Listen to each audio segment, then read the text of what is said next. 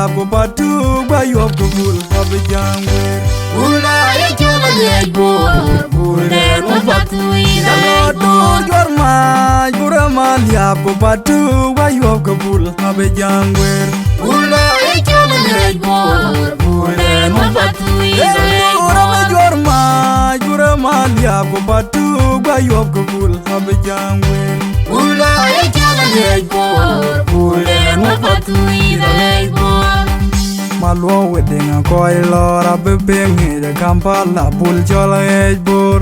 Nabijamba ya tuingo Najileng yu wajeran de piang. Nabijamba ya tuingo Kenya unda yimbo palor. Nabijamba ya tuingo Najileng yu wajeran de piang. Nabijamba ya tuingo Kenya unda yimbo palor. Nabijamba ya tuingo Burama liabo batu bayop gubul abijangwe.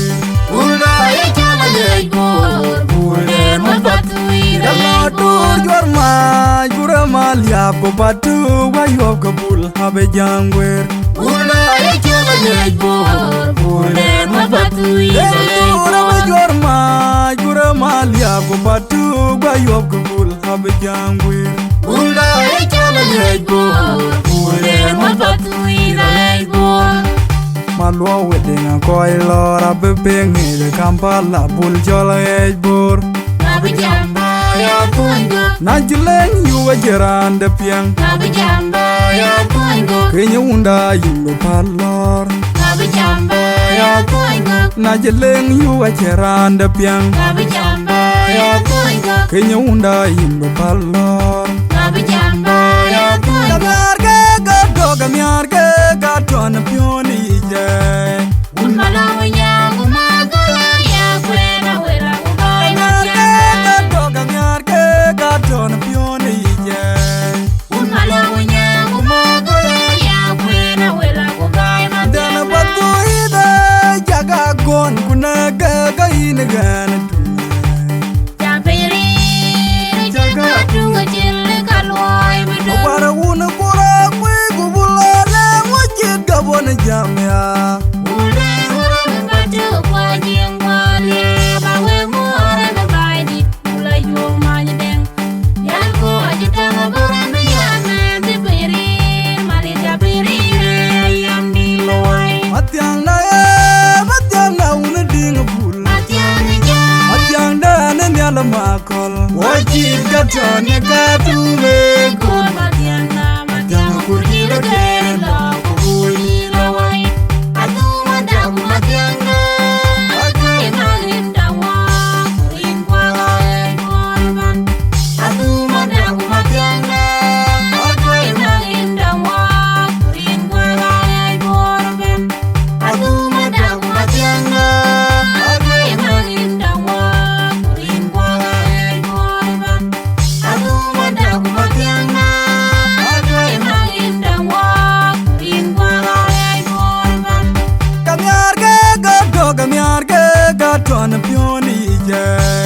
Unmalawanya umagolo ya kwena wera ugai matya Gamiarge gaton pioni je. Unmalawanya umagolo ya kwena wera ugai Dana matya batu ida jaga gon kuna gaga inagan tu. Japiri jaga tunga jille kalwai bidu Para una kura kwe gubulala wajib gabon jamia. Ule mbatu kwa jingwale bawe muore mabaidi ula yu manjeng yanko ajitanga burana yana tipiri mari japiri yandi loai Matiang na una ding bul. Matiang ja Matiang da na nyala makol. Wajib gatone katume Kur matiang na matiang kurjilo kela kubuli loai Atu madaku matiang na akai malim dawa kurin kwa gae korban. Atu madaku matiang na akai malim dawa kurin kwa gae korban Atu madaku matiang na akai malim dawa kurin kwa gae korban. Atu madaku matiang na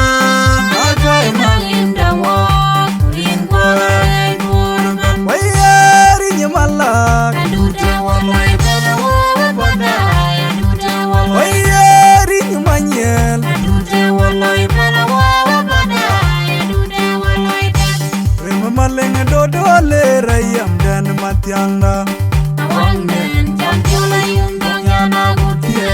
Inya kwe gure nyamala. Makwel kurwalele. Remuton majil de pulma tegena kolay. Koleng jayu.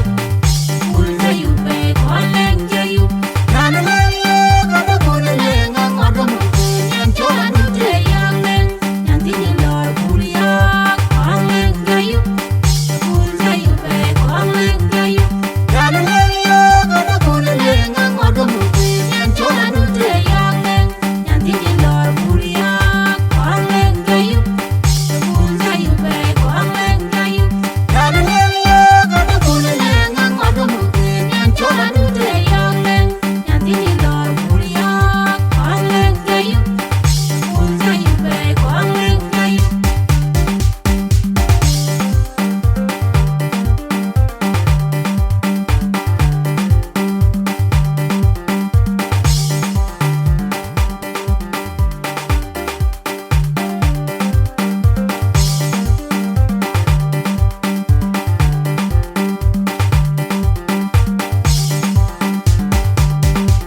Wayari nyamalak Adute walai palawa badai. Adute walai. Wayari nyamanyel Adute walai palawa badai. Adute walai dek.